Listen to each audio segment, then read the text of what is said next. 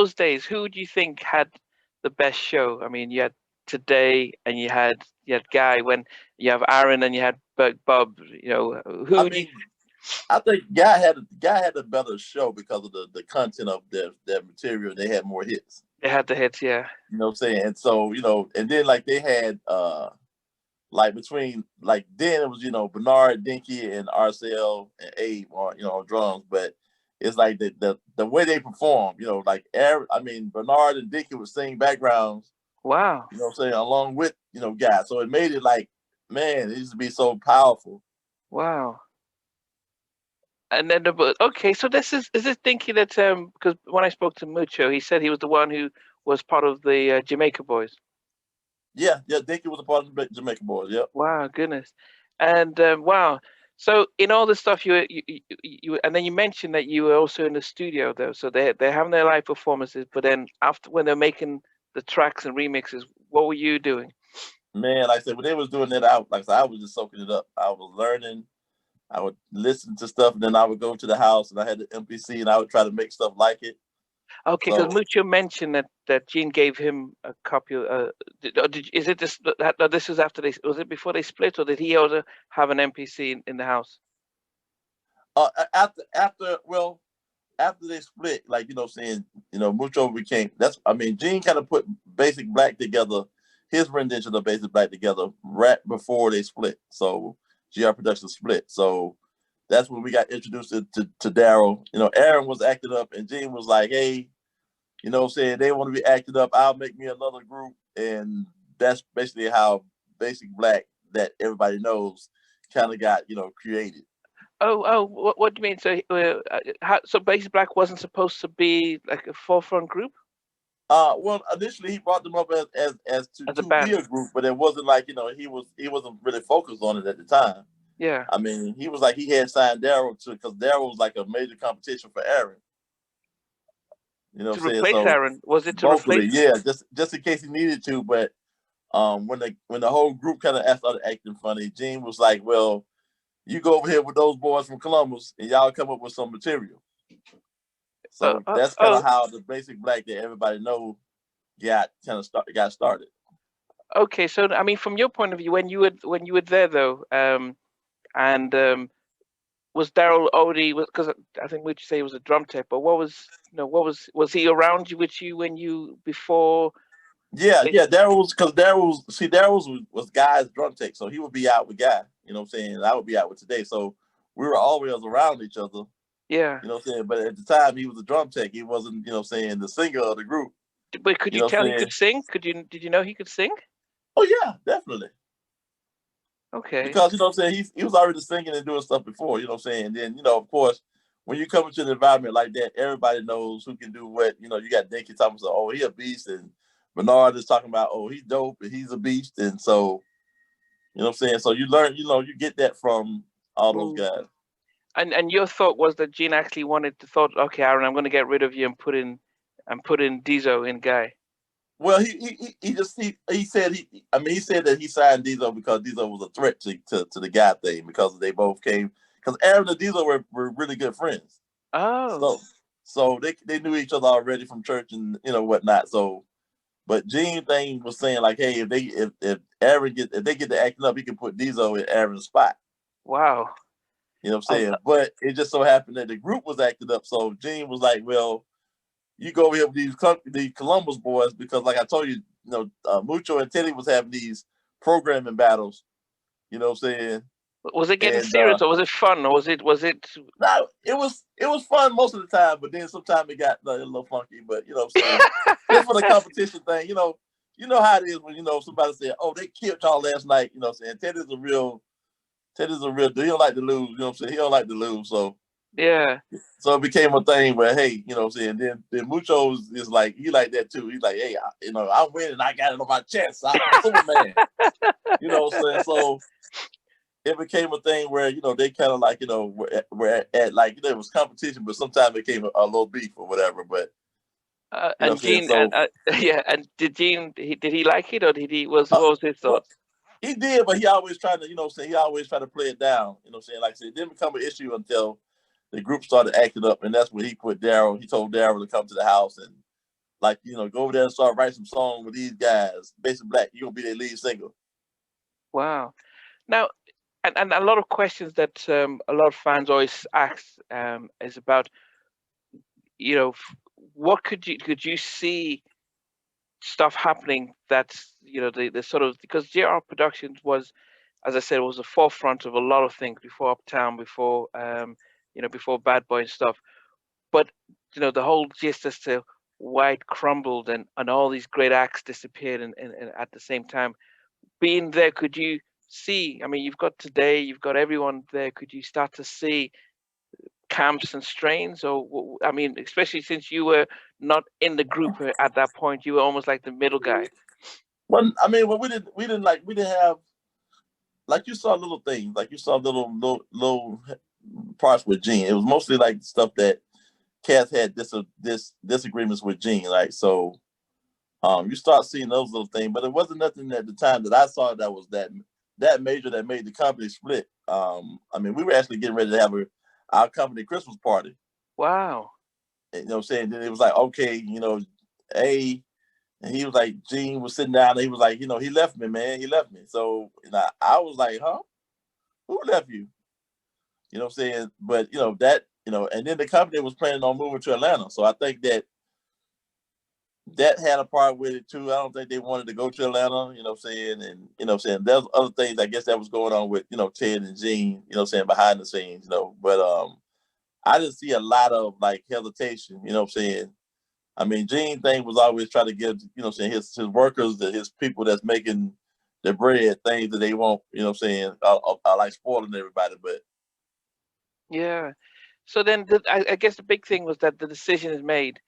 I know Basic Black moved back to Georgia because, hey, they're from Atlanta, they're from Columbus, so this is home. Zan decides to go with GR.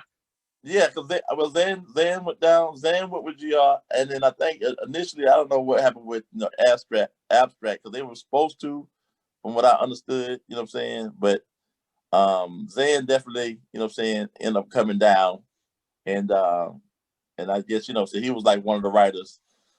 Ted asked me to stay in New York, but I was like, man, I don't know nobody up here. I ain't scared. Like, why you want me to stay? You know what I'm saying? I mean, it's stuff that they used to call, little nicknames they used to call me back in the day, the best dressed roadie, because I didn't know how to be one. So I mean, so when I was set up, I would go get dressed like the band and stuff like that. Okay, but okay. Did I learn how to be a roadie? You know what I'm saying? Like, you put on all black and you run across the stage. Oh yeah, so no one can see you. Yeah. Yeah, so nobody can see me. But I was like, man, shoot, I wanted everybody to see me. I have my little outfit on too. Oh my goodness. I mean, so Christmas party, the group breaks up. You had Redhead, you had Abstract, you had Today, and they decide, you know, because Today didn't come out with another album. They just folded. They just folded. I mean, because, like, you know, Gene, I guess she had them on the you know what I'm saying, on the paper, and then, like, you know, I don't know what their relationship was with Ted, but Redhead kind of separate. He went on his separate way. Today, end up doing another album, because their first album was good, so they end up doing another album, but Ted wasn't involved in that. You know what I'm saying? So, you know, I think, you know, Gene had a song with Mucho on there, I think, something like that, maybe on the second album, if I'm correct. Why you get Funky on Me? Who did that production? That was initially Ted did, you know what I'm saying, the original, like that. So Ted was supposed to be the original person that was doing something on it, and then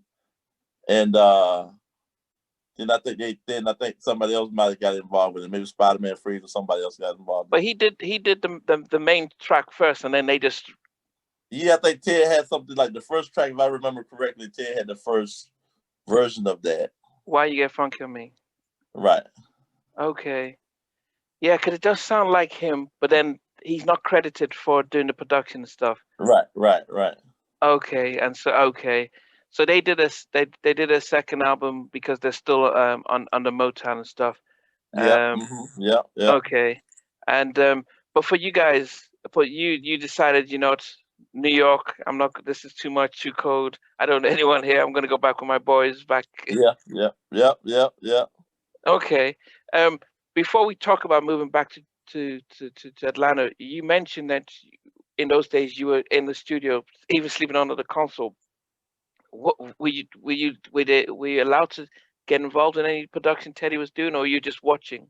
No, I was just watching. He never kicked me out. He always like, when I would be in there, he was like, I guess he was enthused about, saying like, I guess I don't know. It was funny because like, they would kick other people out. So other people would get kicked out, but I was always allowed to stay. I guess because like, like I said, I had all of the like the company sounds. So I guess I was like the little it guy, whatever. Because Okay. I had the sounds, I had the show stuff, and I had, I was like today's production guy and running running the part of the show that Mucho didn't do. Like, Mucho did the programming, and I pretty much helped put the rest of, saying the setups and everything together. So Yeah. I guess I was allowed to stay because of that. I never thought about why I was allowed to stay, because I know a lot of Okay. people got kicked out. Yeah. I mean, was he? So, and I think the hard thing is because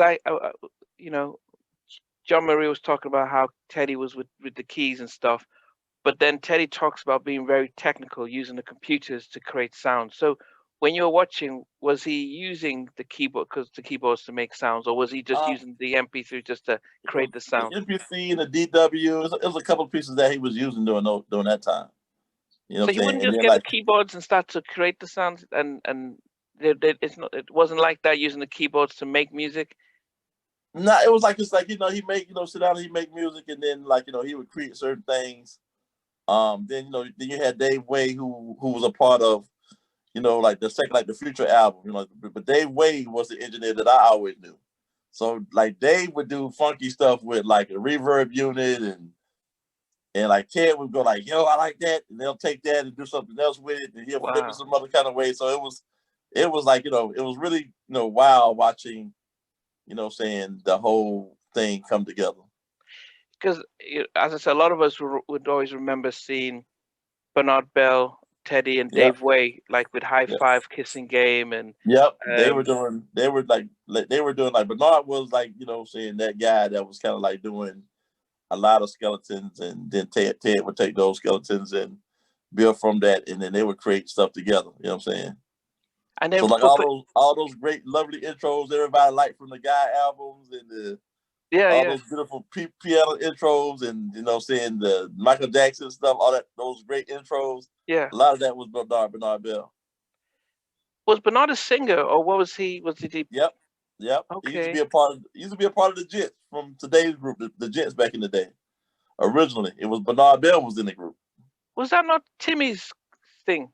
That was Bernard Bell and Big Bub and all of them guys, like I said. So they were originally the original guys that were part of that group. Legit. The Gents. The Gents. Yeah. I thought Timmy did. Well, I thought it was Timmy Gatlin's sort of thing. Nah, it was like, okay, Timmy might have been in the group, but I know that Bernard. No, not in the group. Not in the group. I thought he did the production for them. Oh no, that's possible. I don't know who did the production for him. I just know that who was in the. I think he had one of his cousins in Legend. Okay, and I heard him on a different interview, so I didn't ask him directly. But okay, so he was singing, and he stopped singing, and he went to do background writing and stuff like that. Yeah, yep, pretty much. Yeah, I mean, a lot of people might not know that Bernard Bell is the brother to Regina Bell. Yep, exactly. Great family singers and stuff. So you're in the studio, you're watching Dave Way. He was the engineer doing mixing. Yep, Dave was doing mixing, and Dave was transforming stuff, man. Dave was like, Dave would be putting stuff through a effect unit and make it do something totally different, and then Ted would take that and then he flip it another kind of way. You know what I'm saying? So it was very interesting for me to watch and to be a part of. I think it definitely made its mark on me as an engineer and a producer. Now, did you then start to think, when you were seeing all this stuff, them creating the sounds, did you start thinking, this is where I might want to be? Because I guess when you're in the studio, you're not on the road. You're not. You can... Yeah, pretty much that's where I was. I just didn't participate in production at the time, but like when Mucho and them started doing stuff, then I started learning how to use the drum machine and produce. Okay. You know what I'm saying? Which was like, it's a good thing I had a key to the locker with all the equipment. Yeah. So I had to bring Mucho a drum machine home, and I had to bring me one home, because he, like, when I brought one home, Mucho was pretty much just been confiscate that one. You know what I'm saying? So Dave Way's white, isn't he? Yes, yes. Did it surprise you that he was able to do all this R&B sort of stuff? No, no. I mean, I didn't never looked at it like that because I Okay. mean, I grew up in the '80s, so I listened to a whole lot of people Oh, that had like dope stuff. You know what I'm saying? yeah, yeah, yeah. So The Kenny Hall Loggins, and you got Oates, and you know what yeah, I'm yeah, saying? yeah, yeah, yeah. I think it's different back in the 80s. I think a lot of people in the 90s would be surprised because I think someone like John B or Robin Thicke, they'll be like, why is this on or Call Me By? They'll say, why are these white guys singing R&B? But if you grew up in the 80s, it was you It you, was you it was yeah yeah. Kenny Logan. You could even Michael Ball. I mean My no Michael. the Doobie Brothers, come The on, Doobie, man. yeah, yeah, yeah, and it was You know, no one complained. It was because it was just good music. I mean, it was just good music. Okay, so, but at least a lot of people, yeah, if we see Dave Way's name, yeah, he was white, but he was I could tell Teddy's production when Dave Way was around. There's a way his snares, the drums would sound with yeah. Dave Way. Kissing Game or Do Me Right or the Guy album, you could hear It's just that that ambiance change. they always put on it. They always that little extra zip zing that they put Yeah, on stuff. yeah. There Yeah, was something different than when Dave Way, when I saw his name on the credits, I could tell that was the Teddy stuff. It changed when, after the Future album, the sound sort of changed a quite different, and that was it changed. You think it changed with time, but I did miss that 80s type of stuff. So then, you know, Teddy tells you to stay, but you decide, oh, I guess what are the things that you heard him produce when you used to be in the studio? What were the songs? like all of all of the today remixes after him and me, like Girl I Got My Eye on You, Take It Off. The Kissing Game, was the Kissing Game done? No. What was that we were working on? Deja. Um, what else we worked? What he worked on that I was there for? Uh, is it? I want to say name came James. What's his name? Who's that? George Michael? Which no, not George Michael. Not Joe Boy George, but oh, James Ingram. James Ingram. It's real. Okay, it's Yeah. real. Like so, Okay. like that stuff. I was like, listening to them do that stuff. Like I said, it was man. And then like I said, all of the today stuff and guy remixes that they were working on. So it was like it was a whole just vibe, man. Okay, I'm going to ask one. So Omar Hudson, he asked a question about back in the days, remixes were popular and in some cases sounded like a completely different song altogether. Why do you feel the remixes died into today? Because back People in got those lazy, days, man. They got lazy, and people didn't want to pay for stuff. And it's like uh, you didn't have those producers that did it like that. Like we were. That's like that was a stickener for us. Like if you were a part of Teddy's camp, like you if you got a remix from from the Future family, you got 4 or 5 different versions of something. wow. And that would be like, different producers that, what I'm saying, came to the table. And of course, what I'm saying, Teddy's sitting there like a DJ and trying to make sure everything is meshing together.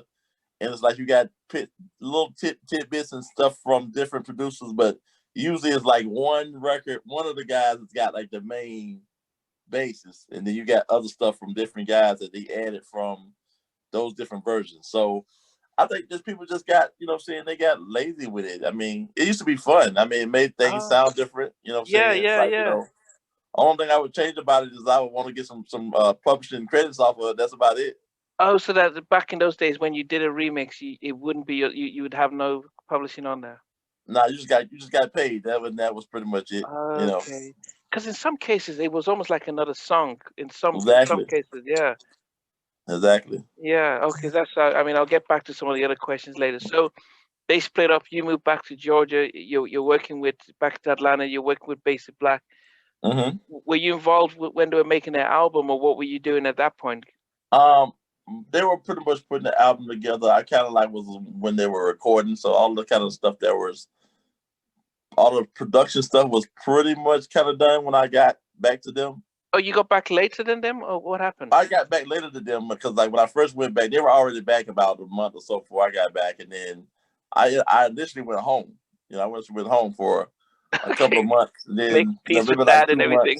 months, and then I moved up to Atlanta, and it's like, then I was working at rental center. It was like, okay, I got to get a job. Okay. And then while they were working on stuff, I would just, so I would take the rental center van and sneak to the studio with them. And then Gene finally said, "Man, stop taking them people van. They're gonna lock you up. Come on up here. You want to work with your guys in the way? Just come on up here. We give you a little something. You stay at the house." And then like we were getting ready to do recording with the guys and start rehearsing and stuff like that. So Gene was like, "You're gonna start rehearsals real soon. So just come on up here. We got you." Okay. It's Nothing But a Party's probably still one of my top 10 tracks. Yeah. Yeah. I used to always think, oh man, I'm sure Teddy did that, but I was surprised. It's still very current to today. Yeah. Were you? So they did most of the recording before you went. So you were then helping them with the the live stuff, the show and the live stuff, and I was around when we were doing. I mean, I'm a homeboy, so I'm just around. And they're doing nothing but a party videos, and I'm there at the video shoot. You know what I'm saying? Okay, okay. So I was around with all of that. I actually didn't get into the production side of it because I still was new to the production game. And they were like mainly the guys, like Mucho, Artisan, Spec. You know what I'm saying? And I would tinker around with stuff, but it wasn't to the point where I was like creating anything as of yet. Yeah. But then when they did their videos, Nothing But a Party comes out and She's Mine, and what was that? Whatever It Takes, is it? Whatever It Takes, yeah. Mm-hmm. Yeah, and Special Kind of Feel comes out. I mean, with around Georgia, were they known as like, wow, Basic Black? Oh yeah, definitely. Yeah, I mean, even in Europe, then we all knew about Basic Black because that Nothing But a Party was a big international hit. All over Atlanta, everybody knew who Basic Black was. Like, saying, we were like the local at the time, the local celebrity scene at the time. But yeah, everybody knew who Basic Black was. Did you think they were going to be as big as Guy? Because did they come out the same time as the Future album, or did they come out before? Yep. I think that they probably could have been. I mean, we were doing shows, and I think they could have been. Just as big as Guy, because Diesel, he's a beast. So yeah. And the songs were great. It's the main thing was because Teddy and Gene split, people were familiar with Guy. So I guess it was a thing where promoters was like, okay, I don't want to make Teddy mad. I'm gonna just, So and Gene would be like, hey, he would try to get us on shows with Guy. Oh yeah, it's like Bad Boy and Death Row being on the same building. That right. So he would try to get us on shows with them. And it basically, they was like, not going down. Yeah. I mean, Teddy's still a bigger name. I mean, as production is there, yeah. Right. So we just we had that little so they didn't let us give it on any shows with guys. So I think that was the catalyst of them going to the next level versus or being their competition to the point where, hey, they're on the same level. Yeah.